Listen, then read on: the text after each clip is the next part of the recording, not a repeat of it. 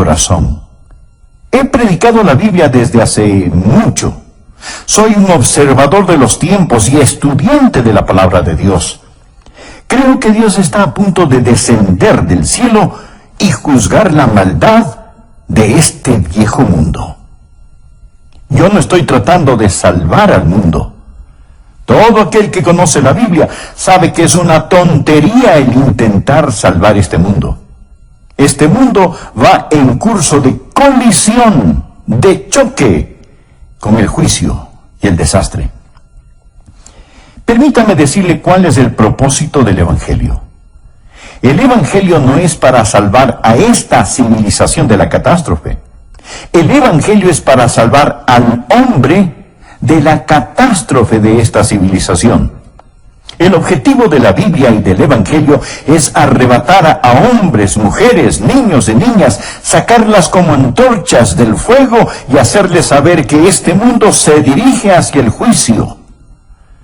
Mas gracias a Dios, está por venir un nuevo mundo.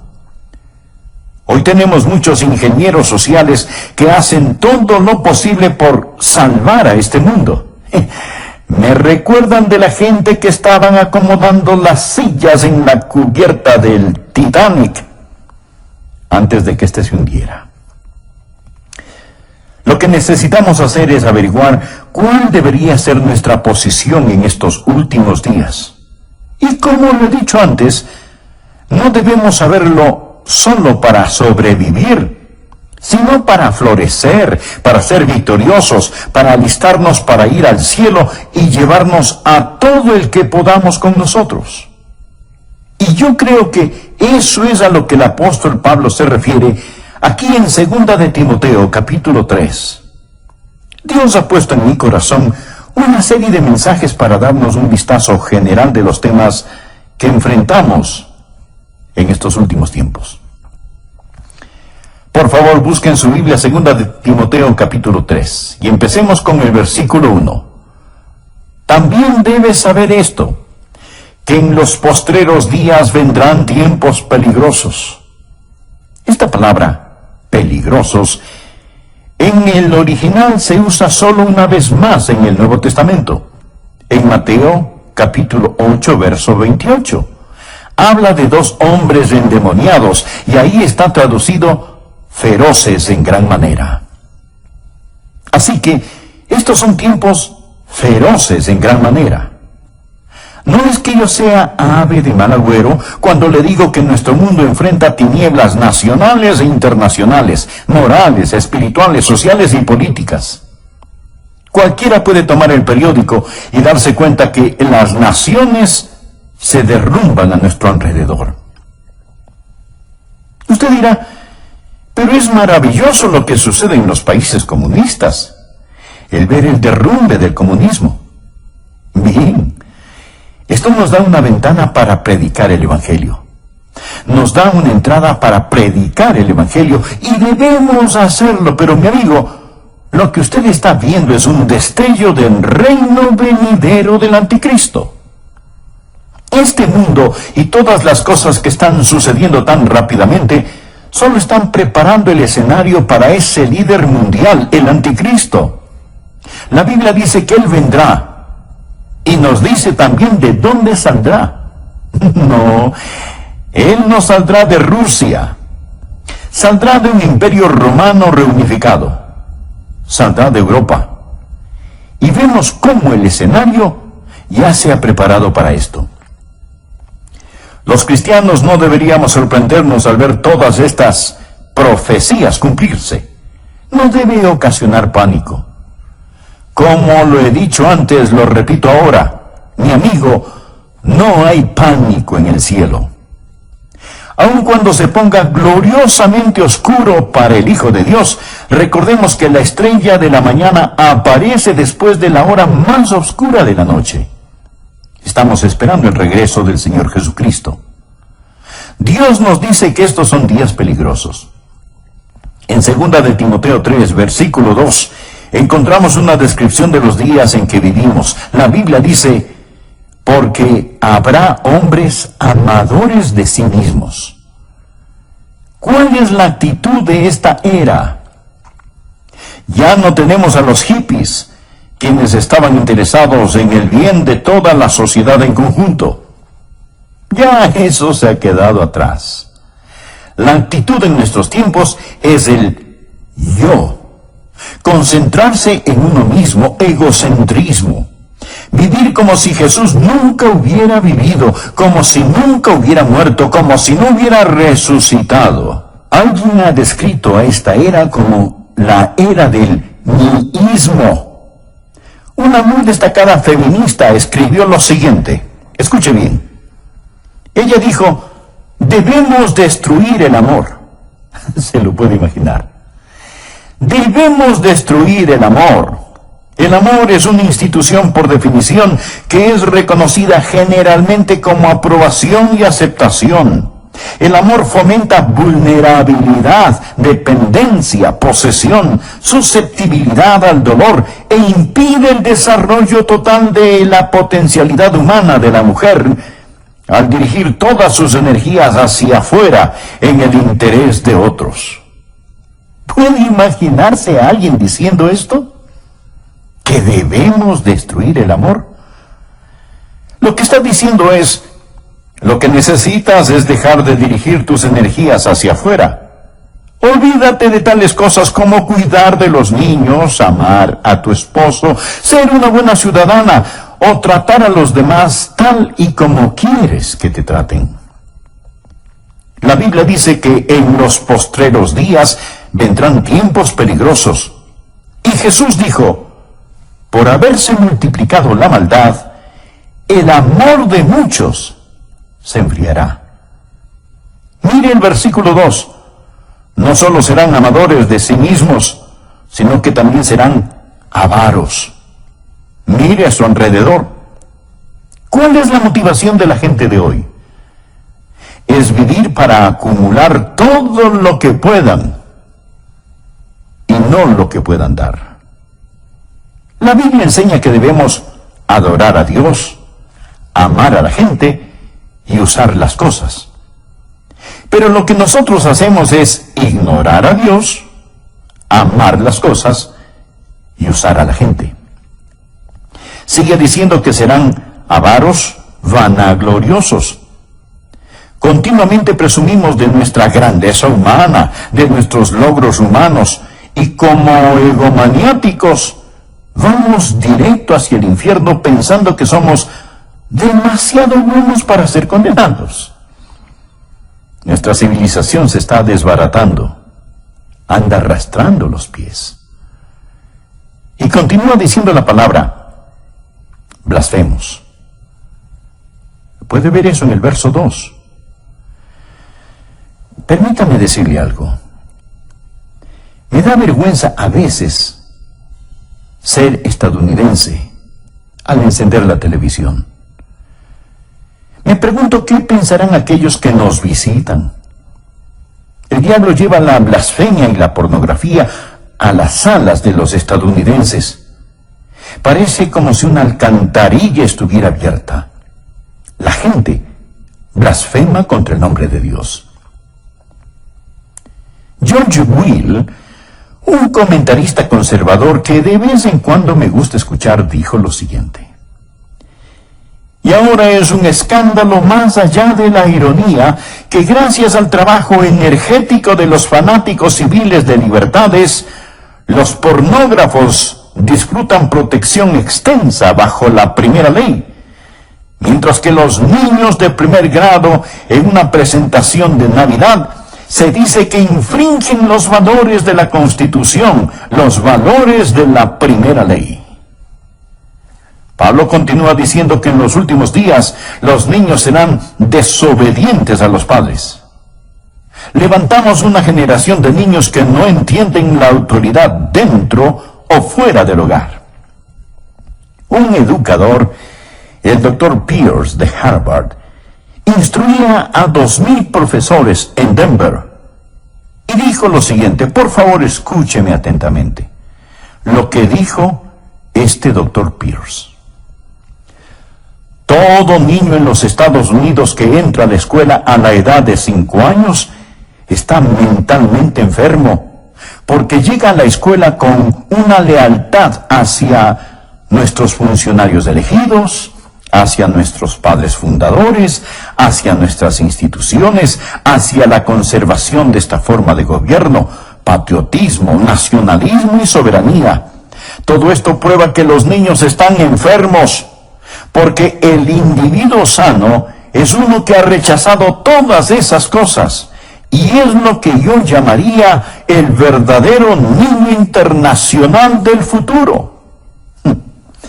Bueno, dirá usted, ese era un hombre cualquiera el que dijo esas cosas. No, mi amigo. Era un profesor de Harvard. Bien, dirá usted, le hablaba a gente ignorante. No. Le hablaba a 2,000 profesores. Les estaba diciendo que cuando los niños y niñas van a la escuela y tienen amor hacia sus padres, una distinción clara entre lo bueno y lo malo, lealtad para su país e ideas de nacionalismo y patriotismo, entonces esos niños están enfermos. El doctor John Phillips, un teólogo y gran estudioso de la palabra de Dios, dijo: incluso los padres cuidadosos están encontrando cada vez más difícil sobrevivir las mareas ascendentes de promiscuidad toleradas por la sociedad con los valores seculares enseñados en las escuelas públicas. Las escuelas a lo largo del país simplemente ignoran las objeciones paternales contra las enseñanzas liberales sobre homosexualidad, aborto, control de la natalidad, indulgencia sexual y moralidad relativa. Y por supuesto, la enseñanza de la Biblia es prohibida en nuestras aulas. Podemos asignar la lectura y discusión de cualquier libro asqueroso que salga de la imprenta. Podemos estudiar Carlos Marx y George Bernard Shaw. Podemos invitar a brujas, homosexuales y anarquistas a nuestras aulas para que presenten sus ideas. Pero no podemos enseñar la Biblia, ni tener oraciones simbólicas, ni leer las Escrituras en nuestras escuelas. Y luego el doctor Phillips hace esta pregunta: ¿no es acaso razonable entonces que 1/4 de todos los quinceañeros estadounidenses y 1/10 parte de todos los adolescentes de 13 años hayan experimentado ya con el sexo? Piénselo. 25% de todos los quinceañeros. Mi amigo, cuando yo estaba en la escuela, recuerdo que había algunos niños que hacían ciertas cosas. Y todos sabíamos quiénes eran esos niños. Y hablábamos de ello. Pero ahora, querido amigo, hay cosas que están pasando y que quebrantan el corazón. Bien, mire el versículo 3. Sin afecto natural. Sin afecto natural. Literalmente significa sin amor de familia, sin amor de familia. Una mañana escuché en la radio sobre un asesinato planeado entre un hijo y sus padres. Iban a asesinar a la esposa del hijo, o sea, a su nuera, para recibir el dinero del seguro. Pero parece que se dieron cuenta que su seguro ya había expirado. Entonces, escuche bien, entonces los padres, en lugar de matar a la nuera, asesinaron a su propio hijo sin afecto natural. Una feminista dijo: ya que el matrimonio constituye esclavitud para las mujeres, es claro que el movimiento femenino debe concentrarse en atacar esta institución. La libertad para las mujeres no puede ser sin la abolición del matrimonio. Hoy yo sé que hay feministas que creen en el matrimonio y no están de acuerdo con esta mujer. Mas este es el tipo de pensar que está saliendo a flote en la sociedad en la que vivimos. Hay muchos que piensan, y entre ellos mujeres, que el tener una familia, criar niños, es una carga y es una imposición. Para colmo de males tenemos el movimiento homosexual. Cuando la Biblia dice sin afecto natural, habla de no tener el amor de familia que Dios espera que la gente tenga. Una mujer hacia un hombre hacia una mujer, hasta que la muerte los separe. Luego dice, implacables. Estos son tiempos peligrosos en los que vivimos, cuando los hombres romperán sus promesas. Es decir, la palabra de un hombre no significa nada, ya sea un contrato de negocios, un contrato matrimonial o un tratado entre naciones. Que Dios tenga misericordia sobre una nación que ha desechado el matrimonio. Hoy está aumentando lo que llamamos divorcio sin culpa. Mi amigo, eso es una burla.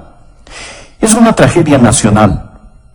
El 40% de los matrimonios de hoy terminan en divorcio. Y muchos conviven sin el beneficio del matrimonio, rompen sus promesas. No solo eso, sino también calumniadores, intemperantes. Quiere decir sin autocontrol, crueles, aborrecedores de lo bueno. Nuestras cárceles están llenas de matones. No tenemos espacio suficiente para encerrar a los criminales. Cuando construíamos el templo de nuestra iglesia, uno de los alcaldes dijo, qué bueno que una iglesia tan grande como esta se esté construyendo. Es mejor que se construyan iglesias, porque ya no podemos construir cárceles lo suficientemente grandes, ni lo suficientemente rápido para proteger a los buenos de los malos. La Biblia nos enseña que ahora hay una forma de crueldad y violencia que es incontrolable. Leí que existen por lo menos 140 grupos terroristas que aún funcionan en nuestros días. Ahora estos grupos ya no son como los de antes, pues. Ahora ellos están armados con los equipos más sofisticados.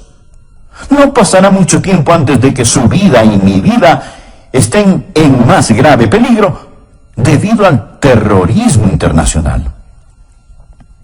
Y deseo decir que mientras estoy en el tema de la crueldad y el terror, que ya practicamos el terrorismo en el país. Millares, millones están siendo ejecutados. Hablo del terror del aborto. Creo que el día más trágico en la historia de los Estados Unidos fue en 1973, cuando los bebitos antes de nacer fueron dado el estatus de no personas, no ser personas. Lo que hemos hecho es clasificar al bebé sin nacer como un objeto, una materia, no como una persona, tal y como Hitler clasificó a los judíos. Lo que Hitler hizo fue redefinir el concepto de persona. Hemos reclasificado a los bebés como no personas. Y mañana, un día normal en los Estados Unidos, 4.500 bebecitos serán asesinados por medio del aborto. Hace un año recuerdo que prediqué un sermón acerca del aborto. Prediqué ese sermón en mi congregación y recibí una carta de una persona que se había enojado porque había predicado acerca de ese tema desde el púlpito. Lo que esa persona me dijo era, el aborto es un tema político y usted debería mantener lo político fuera del púlpito. Sin embargo, mi amigo, si usted le pregunta a un político acerca del aborto, él le dirá que ese es un asunto religioso y que no debería de mezclarlo con la política. ¿Qué le parece? Él dirá, ¿sabe? Personalmente estoy en contra del aborto, pero lo que una persona haga o no haga con su propia vida es su problema, no el mío. Es como que alguien dijera, estoy en contra de que exterminen a los judíos, mas si alguien lo hace en su propia cámara de gas, ese no es mi problema. Así es que si nosotros los predicadores hablamos acerca del exterminio de la vida de los bebecitos, se nos dirá: manténgase fuera del asunto porque eso es política. Y a los políticos les dirán: hey, eso es un tema religioso. Así que, amigo, usted podrá catalogarlo como político o religioso, pero los bebés siguen siendo asesinados. Y tenemos que estar firmes y hablar al respecto. ¿Sabía usted que el 97% de estos abortos se dan por alguna forma de conveniencia? No son para salvar necesariamente la vida de la madre. Tampoco porque es producto de violación o por incesto. Simplemente por conveniencia. El aborto se está constituyendo como uno de los métodos más usados para control natal. Sigamos leyendo lo que nos dice Pablo. Somos gente que aborrece aquello que es bueno. El héroe de hoy no es el hombre de Dios, no es el misionero, no es el predicador, no es el ganador de almas. No es la mamá que escoge quedarse en su hogar y cuidar de sus niños. Estos no son los héroes de la juventud de hoy. Ellos desprecian a los que hacen lo bueno. Note el versículo 4. Él dice que estas personas son traidores, impetuosos, infatuados, amadores de los deleites más que de Dios. Mi amigo, la Biblia no está en contra del placer o deleite, el verdadero deleite. No tenemos que escoger entre servir a Dios o al placer. En el Salmo 16, versículo 11, leemos: me mostrarás la senda de la vida, en tu presencia, o sea, en la presencia de Dios. En tu presencia hay plenitud de gozo, delicias o placeres, a tu diestra para siempre. Amigo, el camino a Jesús es el placer genuino. Pero el problema viene cuando tenemos una sociedad que ama más los placeres que a Dios. No sé cuántos me están escuchando en este momento por medio de este programa en sus casas, pero podrían ser más. Sin embargo, muchos prefieren escuchar programas seculares y mundanos antes que oír la palabra de Dios. Somos amantes de los placeres, más que amantes de Dios. Mire a su alrededor. Los hoteles, los teatros, los estadios, los clubes nocturnos están repletos. Es lo que podríamos llamar una explosión de placer. El domingo ha llegado a ser el día de hacer casi cualquier cosa, excepto adorar a Dios. Ya no llamamos el domingo el día del Señor, sino simplemente decimos que es el fin de semana. Amadores de los deleites, más que de Dios. Continuamos en el versículo 5. Que tendrán apariencia de piedad, pero negarán la eficacia de ella. A estos evita. Amigo, no hay escasez de religión, pero la mayoría de la gente no necesita religión. Necesitan abandonar la religión y entregarse a Jesucristo. ¿Qué dice la palabra? Que tendrán apariencia de piedad, pero negarán la eficacia de ella. Es una forma de religión sin poder y sin realidad. La participación religiosa está en todo su apogeo, pero también el índice del crimen. Así que algo anda desesperadamente mal. Hablamos de la religión sin la realidad. Leamos por favor el versículo 6. Porque de estos son los que se meten en las casas y llevan cautivas a las mujercillas cargadas de pecados, arrastradas por diversas concupiscencias. Lo que está diciendo es esto: que la religión falsa estará a la orden del día. La palabra mujercillas significa mujeres débiles, de carácter débil, criaturas impulsivas, susceptibles a las insinuaciones. Estoy convencido que se refiere a las mujeres liberadas, quienes han rechazado la autoridad de la palabra de Dios y de sus esposos, viviendo por el impulso. Y luego continúa diciendo, mujercillas cargadas de pecados, arrastradas por diversas concupiscencias. Las palabras cargadas con pecados no significan que sean degeneradas y pecadoras. No es eso lo que quiere decir. Ahora, podría ser cierto, pero no es eso lo que significa. Lo que verdaderamente significa es que llevan el gran peso del pecado. Todo hombre, mujer, joven y niño en este mundo lleva el peso del pecado. Eso es lo que les da trabajo a los psiquiatras. Por eso es que se venden tantos sedantes y se consume tanto alcohol. Porque la gente trata de olvidar. No saben qué anda mal, puesto que existe este peso opresivo. Están cargados de pecados. Y sigue ahora describiéndoles aquí. Observe y verá que son una presa fácil para el diablo. Mujercillas cargadas de pecados, arrastradas por diversas concupiscencias. ¿Qué significa esto? ¿Significa que desean sexualmente a los hombres? No. Significa literalmente diversas lujurias, toda clase de pasiones, deseos no satisfechos. Lo que tenemos aquí son personas crédulas, culpables y codiciosas. Crédulas, débiles, listas a creer cualquier cosa. Ven una revista en el supermercado donde la artista Shirley MacLaine habla de la nueva era. La toman y la leen. ¿Por qué? Porque buscan algo que les quite esa culpabilidad que sienten.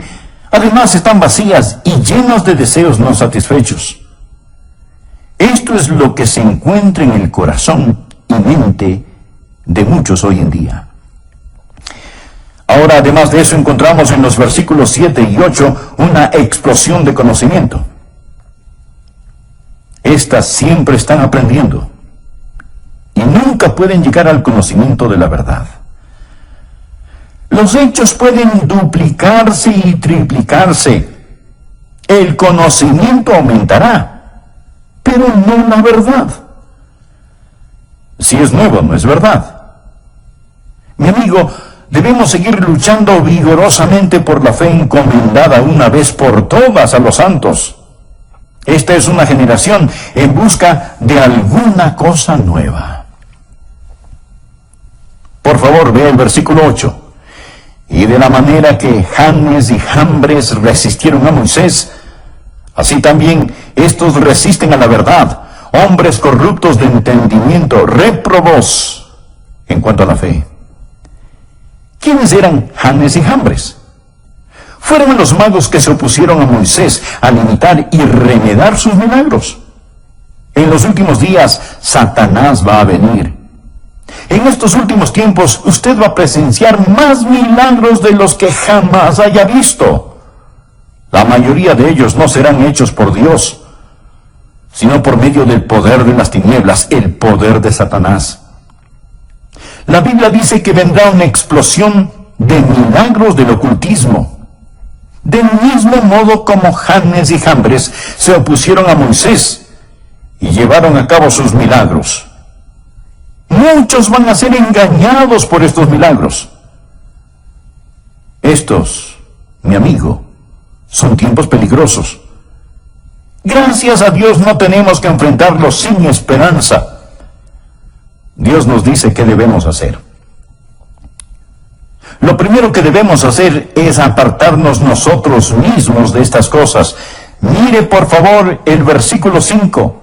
Que tendrán apariencia de piedad, pero negarán la eficacia de ella. A estos evita. La gente necesita salirse de las iglesias liberales, de iglesias que no enseñan el Evangelio de Jesucristo. Necesita salir de este tipo de lugares. Tal vez usted dirá, pastor, ¿que acaso su iglesia es la única buena y verdadera iglesia?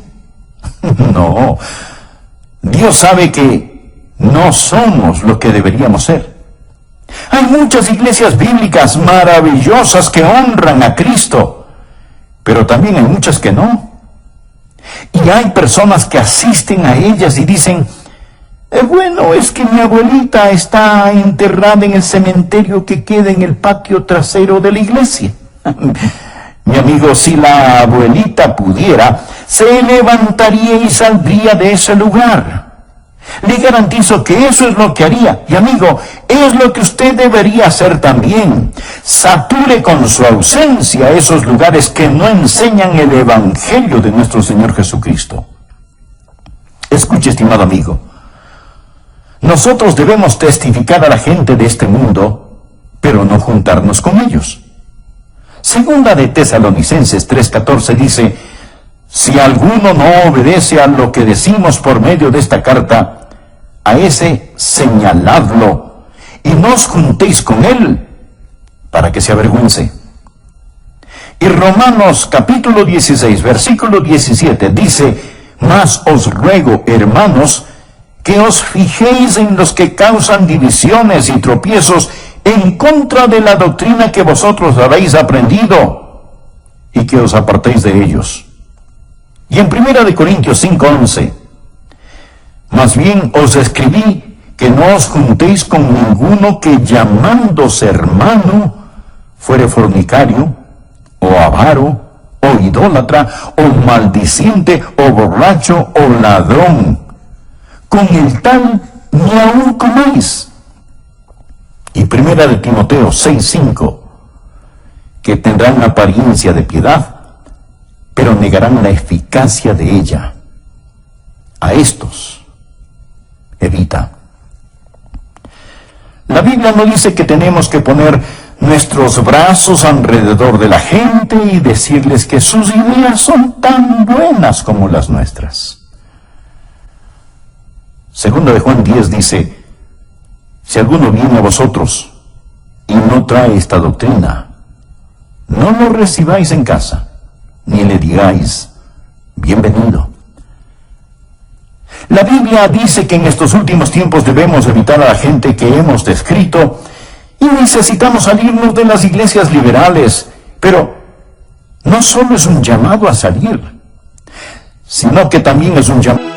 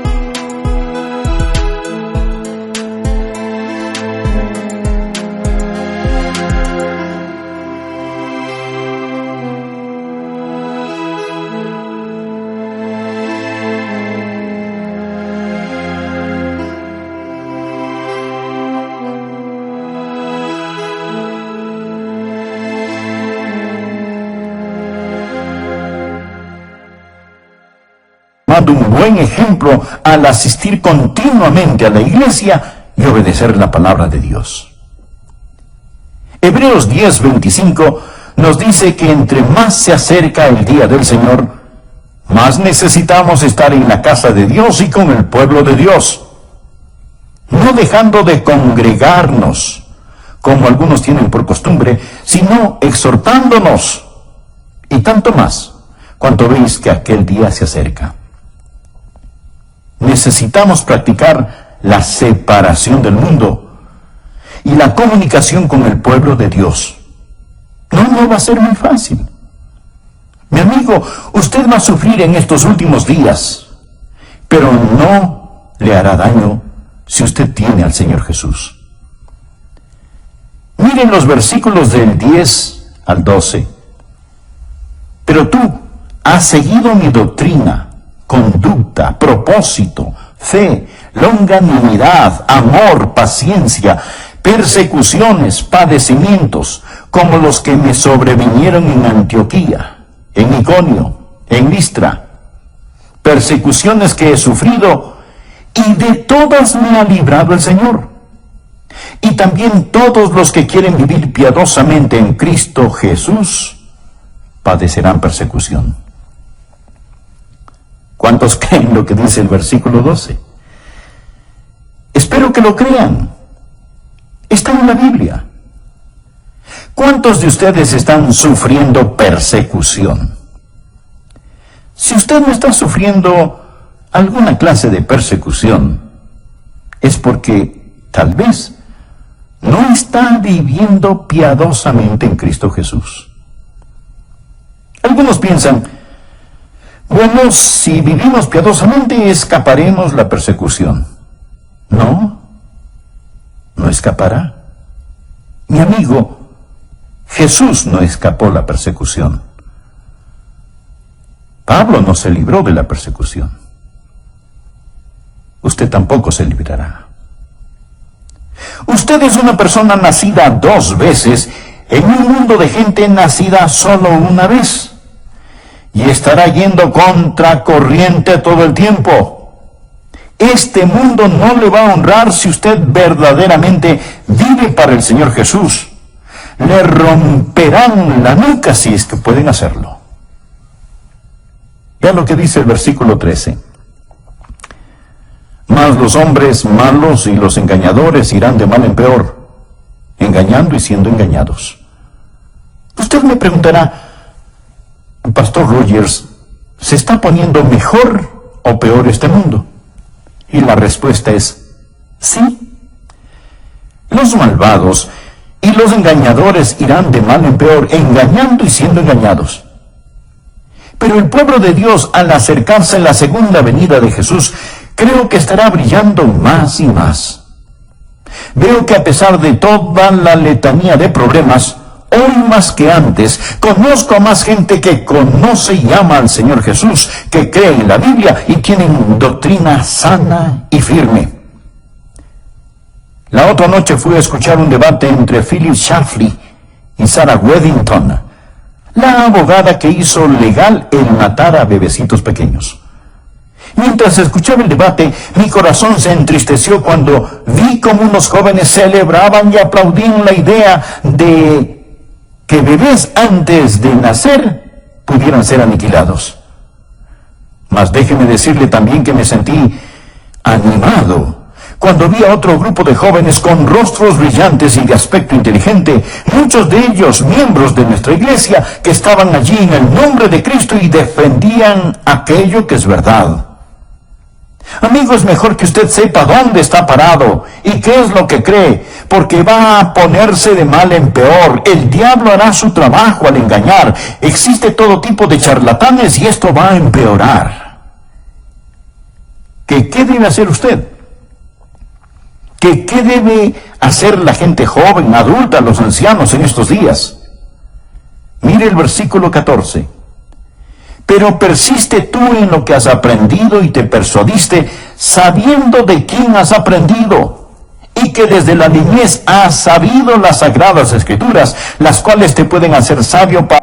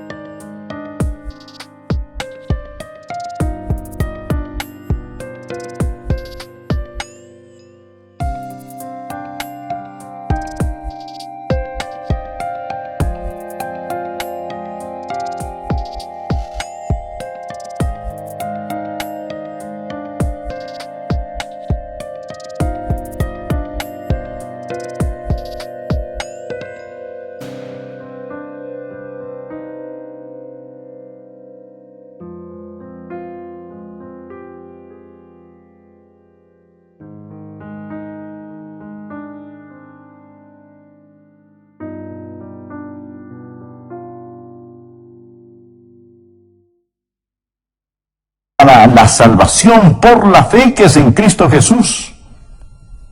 Recuerde lo que usted ha aprendido. No dude en la oscuridad lo que Dios le ha mostrado a usted en la luz.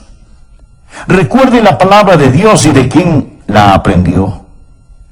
Yo no llegué aquí ayer. He estado aquí muchos años predicando la Biblia. Recuerde lo que ha aprendido y recuerde de quién lo aprendió. ¿Sabía que la Biblia habla de espíritus seductores y doctrinas de demonios? Una joven que era miembro de mi iglesia en la Florida fue a estudiar a una universidad que tenía un aire de religiosidad. Pero los profesores liberales comenzaron a tomar la Biblia y descuartizarla. Luego le dijeron: no regrese a casa, a su iglesia, contándoles todo esto. Ellos no lo entenderían. Esto es lo que creemos. Esto es lo que los eruditos modernos dicen.